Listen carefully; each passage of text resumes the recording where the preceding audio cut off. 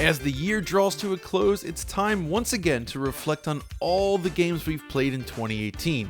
And like last year, I've assembled my personal favorites into an easily digestible list. Unlike most videos on this channel though, this one is all about gameplay and overall enjoyment. So here's my personal top 8 games of 2018 presented for your viewing pleasure. Now keep in mind, if you've followed my videos, you know that I tend to favor old school design sensibilities, so don't be too surprised by the results, but this is also why I've decided to include my favorite rediscovered retro game of 2018 in the list. Ready? Let's get started.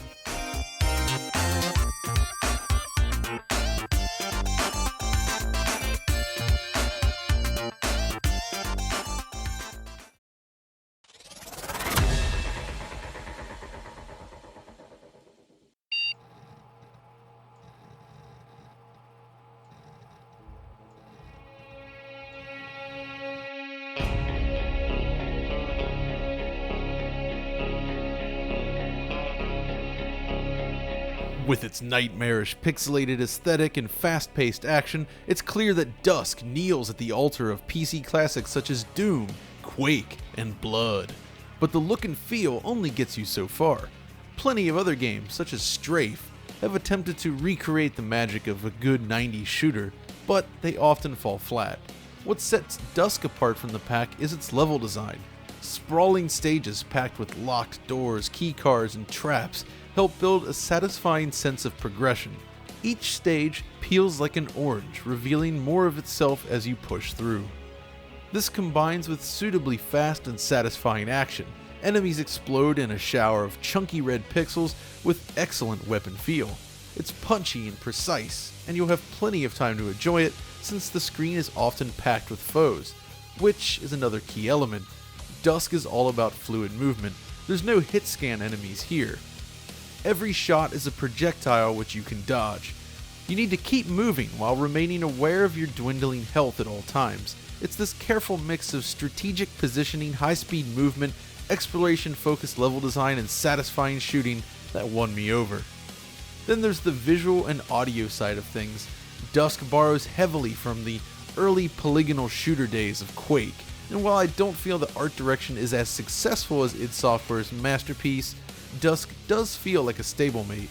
If Monolith had developed Blood using an early polygon renderer rather than the build engine, it may have looked something like this. There are modern touches here, of course, but Dusk captures that grungy early 3D look perfectly. That grittiness and lack of defined detail is perfect for this type of game. And that's not even mentioning the killer soundtrack by Andrew Hulshult. The music is vital in building the mood, and it's a perfect fit for the game as it moves between bass-heavy combat tracks and more ambient exploration music. The rest of the sound effects are great too, complete with voice cues played when enemies activate, just like the old days. Taken together, Dusk is a game that draws upon classic games in the genre while delivering its own unique experience that feels fresh.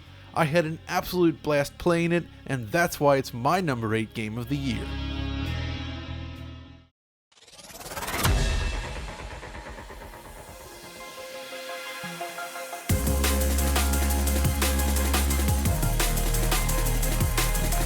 It's strange to consider, but Forza Horizon 4 is an emotional experience for me. This is a game that perfectly captures that feeling of chasing the distant horizon in your car with the windows down and the radio cranked up.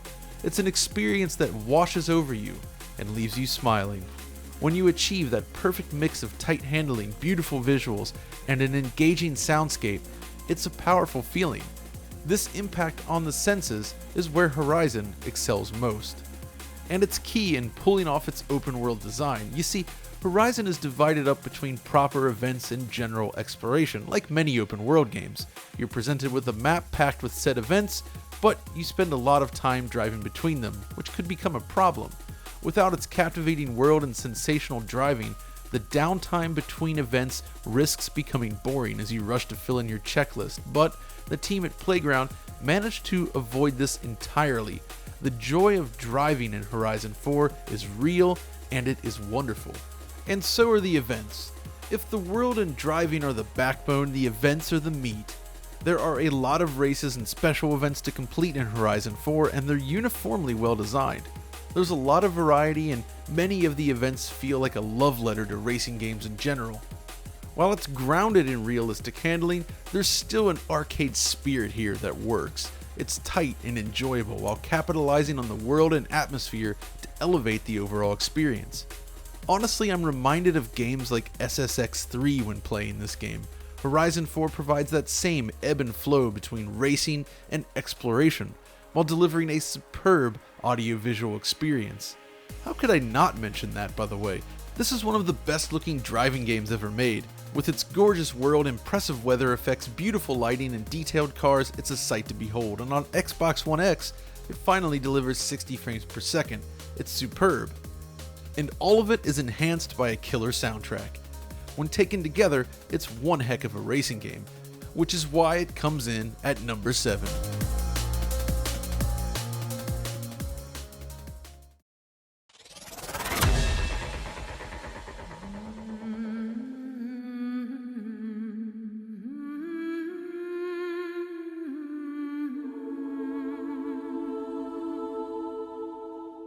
I've always enjoyed the God of War series, but never truly loved it.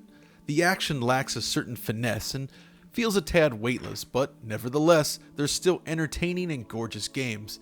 Yet with God of War 2018, the series has evolved into something greater. God of War is now a sprawling, lengthy adventure with punchy, challenging combat, exceptional world building, and a memorable narrative. The combat is a marked improvement over earlier games, if you ask me, with a slower, more strategic pace. I love the weight of the weapons in this one and the focus on dodging, countering, and attacking. It's no longer a pure button masher, instead rewarding careful play. This is combined with amazing world design. God of War offers a perfect blend of open-ended exploration with linearity. It's a large world, but not too large. There's freedom within this linearity. The environment sprawls out in many directions, but like a good Metroid game, these paths are narrow and often cross. The way the paths crisscross with one another and combine help create something seamless and massive. As you gain powers and solve puzzles, the whole world begins to unfurl before you and new paths are opened. The story is another strong point, with engaging interactions between Kratos and his son mixed with other memorable characters and situations, while the visuals are truly among the best this generation. It's a gorgeous, ultra-detailed experience with a camera that never cuts. The music and audio design is just the cherry on top. My only complaint stems from the lack of memorable boss battles, outside of the Valkyries of course, but what's here is still great, and the overall experience is phenomenal. It's a great action-adventure game that I couldn't stop playing until I reached the end.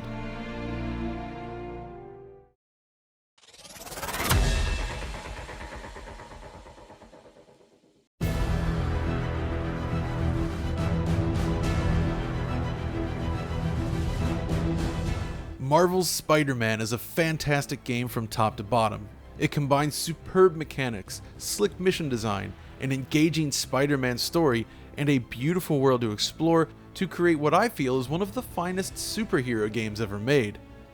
But it's the ways in which developer Insomniac Games overcome some of my biggest issues with open world design that really grabbed me. Basically, most open world games present an often impossibly large map dotted with icons. You spend a lot of time going from icon to icon, completing what amounts to busy work in between the bespoke crafted missions.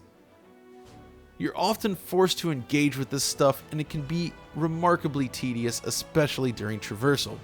Spider-Man, however, basically solves this by focusing on making that traversal fun. The simple act of swinging around the city with no objective at all is a blast. It feels so good to swing through the world that it completely killed any desire to use the fast travel system. For the first time when I reached a new mission on the map, it sometimes felt as if I wasn't quite ready to stop swinging. But there's a lot more to the game than traversal. The storytelling, the richly crafted missions, which are worthy of any carefully crafted linear action game, and of course the fantastic evolution of what is effectively Batman combat. With the increased range made possible with Spidey's web shooters, the action is faster and crazier than ever. It's also challenging. Every bit of combat has just enough challenge to keep you on your toes, and it's great stuff. The combat and traversal are so good that I managed to complete basically every single mission in the game. This is not something I typically enjoy doing in an open world game. What should be throwaway side missions are suddenly fun to play due to the addictive play mechanics. What I'm saying is Spider-Man is a joy to play and one of the most pure fun AAA games I've played in quite some time. Oh, and the presentation is remarkable. It's one of the best looking games of the year too. Taken together, this is why Spider-Man comes in at number 5.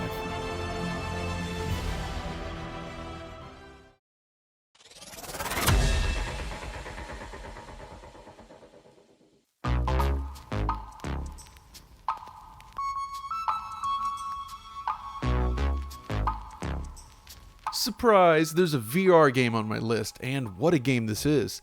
Astrobot Rescue Mission is one of the most creative, enjoyable platform games I've played in years, and it makes amazing use of VR to bring everything to life. In many ways, it harkens back to the heady, creative days of Sony's first-party games during the 90s. At its core, Astrobot is a platform game focused on collecting other bots scattered about each stage. There's a lot of platforming and light combat to engage in, but the concept is rather straightforward, at least on paper. And then you put on the headset. Suddenly, you exist in this world as a flying helper robot in charge of the controller/container for all your collected bots. You have direct control over Astrobot with super tight controls and clever mechanics, such as the jump jets indicating your position below, but your presence in the world elevates the whole thing. First, there's the sense of scale and level design. Stages are built around you in 360 degrees. They feel massive and towering, and you'll need to look around the world to keep track of Astrobot. Peeking around corners or peering down a deep hole are just part of the fun, but it immerses you in this tangible world like nothing I've ever played.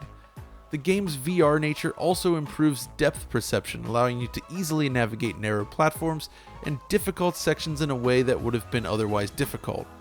It just feels great to play, and the extra immersion from being in VR adds a lot. Then there's the interaction with the player. Your virtual controller is always visible within the world and can take advantage of certain gadgets designed to help Astrobot along. Firing a water cannon or creating tight ropes is great fun and really integrates you into the world. It's this mix of clever puzzles, fun level design, beautiful visuals, a wonderful soundtrack, and loads of personality and magical moments that all work together to create a truly memorable experience. I've played a lot of VR platforming games before, but there's something about Astrobot that just exudes quality. It feels like it was given the budget and time to really excel. It's just a joy to play, and it feels magical every time you step into this world. I've been playing these VR games for years now, starting with the Oculus Rift DK2, and while I generally prefer room scale style experiences, Astrobot has demonstrated how powerful and fun sitting VR can be. It's a great game in its own right, but VR adds a lot to the experience, and that's why it comes in at number 4.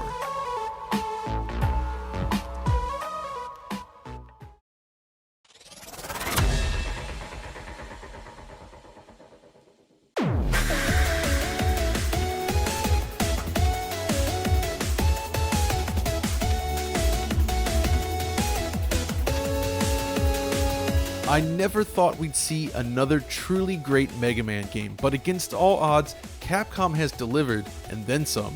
Mega Man 11 is a classic which stands toe-to-toe with many of the best games in this long-running series. Mega Man 11 works because its developers understand what makes the series so great, then expands upon it. It starts with the level design, which adheres to the same show rather than tell formula.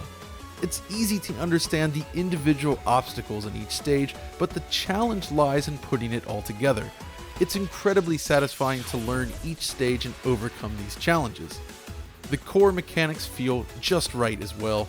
With relatively low input latency, the game is responsive and quick.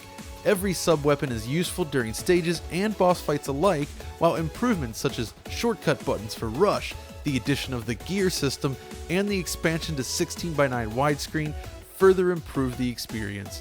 This is a careful, calculated evolution of the Mega Man series. It retains what's great about the classics while introducing key improvements along the way. It's also a striking game with bright, colorful environments, crisp edges, and smooth performance. Even the soundtrack grows on you with some killer tunes rounding out the package.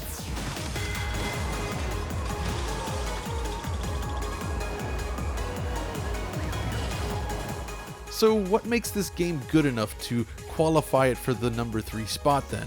Well, for me, it stems from my diehard love for the Mega Man series. This is a series I've been actively playing for decades, and I feel that it achieves platform action perfection, at least in some incarnations. There have been disappointing Mega Man games over the years, but not this one. To have a new game that matches the quality of the original series while introducing its own new concepts is something that perfectly appeals to me. Mega Man 11 reminds me why I fell in love with gaming in the first place, and the series is as good today as it ever was.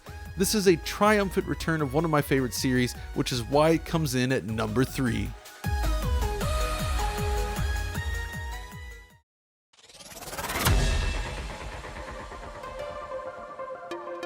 Close your eyes so you see my vision. Unite the souls so there's no division.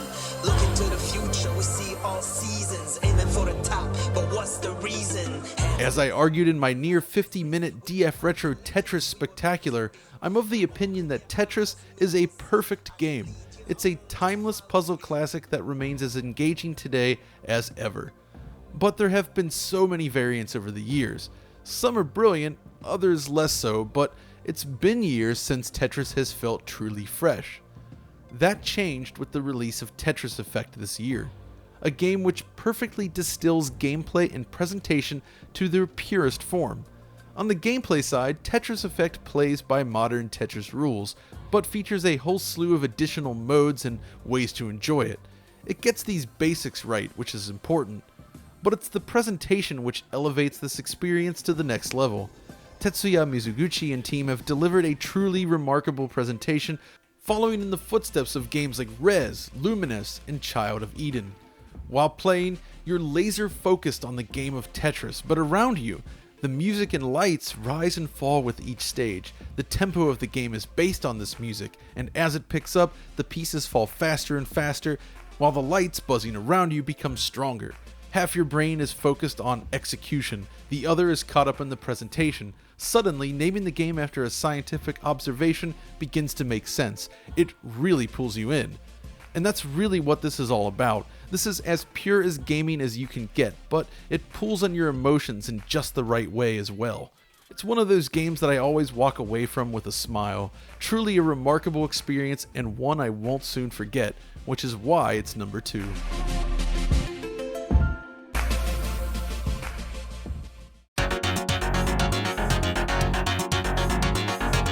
Now, before we jump into my game of the year, let's talk about my favorite rediscovered retro game. A game I've owned for years, but only truly experienced in 2018. It's Dynamite Headdy.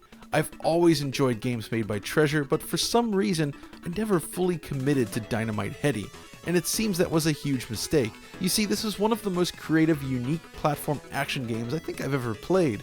It's packed to the brim with interesting concepts that defy expectations at every turn. At its core, this is a platforming game where your attacks and abilities are determined by different heads. Those mechanics feel great and are put to the test throughout the game, but it's the stage design which really separates this one. Framed as a stage play of sorts, the backgrounds, scenarios, and battles all vary hugely from scene to scene. It's one of those games that pushes creativity and the Mega Drive hardware to new heights. It's also simply gorgeous, with amazing sprite work and beautiful backgrounds, not to mention a great soundtrack. Notoriously, the Western release was modified in several areas. It's more difficult and some of the art was swapped around, but this year I was determined to finish that version of the game, and it finally opened my eyes to its brilliance. Although this game was released in the mid-90s, it's easily one of my favorite games I've played this year, thus it takes the crown for my 2018 rediscovered retro game.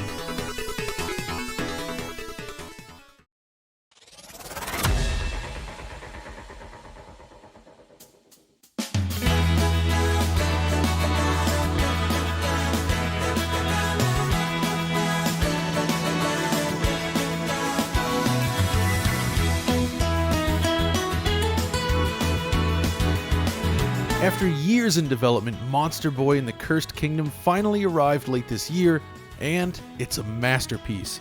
This successor to the Wonder Boy series redefines what a Metroidvania-style game can be, and then some. It oozes quality and is an absolute blast to play. I haven't felt this strongly about a new game since last year's Sonic Mania, and it's a feeling that doesn't arrive often. So what makes this game so good then? Well, from my perspective, it starts with the basics. The controls are spot on, the monster swapping mechanics are a blast, the enemy patterns and placement are nearly perfect, and the challenge level is tuned to perfection. As an action platform game, it's just right. If you were worried about the hit detection and game feel after the Dragon's Trap remake, don't be. This is a huge step up. But what truly sets this game apart from similar titles is its level design. This is key to understanding the brilliance of Monster Boy. A typical game in this style is filled with long hallways and rooms that you slash through on the way towards your objective. This isn't a bad thing, mind you, and excellent games like Dead Cells are still loads of fun to play, but Monster Boy goes further. The world is divided up into regions with a series of dungeon-like areas serving as your objectives. The basic flow of progression is remarkably similar to games like The Legend of Zelda: A Link to the Past and Super NES, and that's not a comparison I'd make lightly. You see, this philosophy is precisely why Monster Boy works so well. The overarching design of this large, cohesive world is simply perfect. The dungeons are the star of the show here, if you can call them that. Each of these areas is packed with challenging, puzzle-filled zones and interesting ideas. These are never just a series of hallways like so many Metroidvania games beforehand. Each one is intricately crafted, unfurling before you as progress is made. You gain new abilities and tools as you play, in addition to various monster forms which you gain smoothly throughout the course of playing the game, and you'll need each and every one of them. Boss fights are of course numerous, and again demand a mix of platforming, slashing, and puzzle solving to defeat. The pacing here is simply tremendous and bursting with creativity. In one area, you'll spend time manipulating the entire stage, creating platforms both vertically and horizontally while unlocking chunks of the temple as you go along. Eventually, you uncover an item that allows you to see in the darkness, enabling progression through a particularly dark area, which, when complete, fully opens the passageway to the boss. In another, you dive below the water to explore a sunken pirate ship, with all sorts of fun platform and combat challenges within. What I really love about all this is how well signposted everything is. In many scenes, the second you walk into the room, your brain starts to piece together exactly how to progress, even when using unfamiliar tools and techniques. The way everything clicks together is very satisfying and also very difficult to get right from a design perspective. And the areas between these so-called dungeons are equally well made and are the glue which ties the world together. Running across the grassy fields never gets old. Both here and in Dungeons, Monster Boy presents real platforming challenges as well, something which even the original Symphony of the Night never really delivered. The game is tough too. You need to learn enemy patterns while juggling complex platforming, and it just feels amazing when it all comes together. This combines with a stunning presentation both audio and visual wise. The characters and environments are all beautifully hand-drawn. These are proper sprites too, rather than stacked cards as we sometimes see. The colors are all so vibrant, the world so beautifully realized, the art so charming, and the frame rate so smooth that it's difficult not to fall in love. The music then is another strong point, with a huge list of extremely well-known composers including Yuzo Koshiro of Streets of Rage and ActRaiser fame, Michiru Yamane, who composed for many Castlevania games, Keiki Kobayashi, the legendary Namco composer responsible for many of the best tracks in the Ace Combat series, and more. To say that it's a great soundtrack would be a huge understatement, from the mix of exploration tracks like this,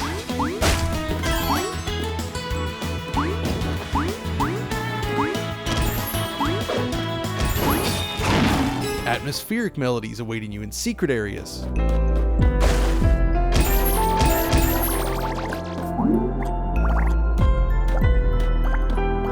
and the driving boss themes.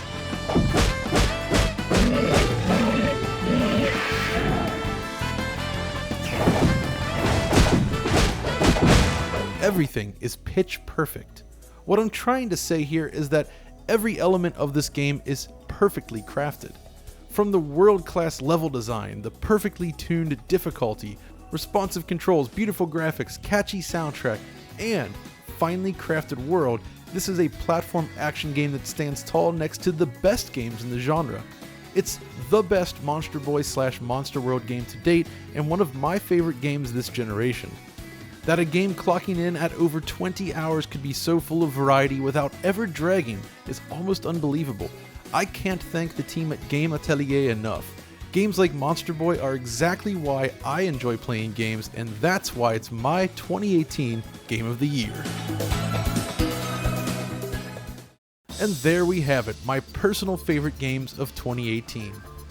Now, there are plenty of others I enjoyed as well, titles such as Red Dead Redemption 2, Hitman 2, Onrush, and Battle Princess Madeline, among many others, but the 8 I've selected for this list left the greatest impact on me. But with that, we've come to the end of this video and in fact this year.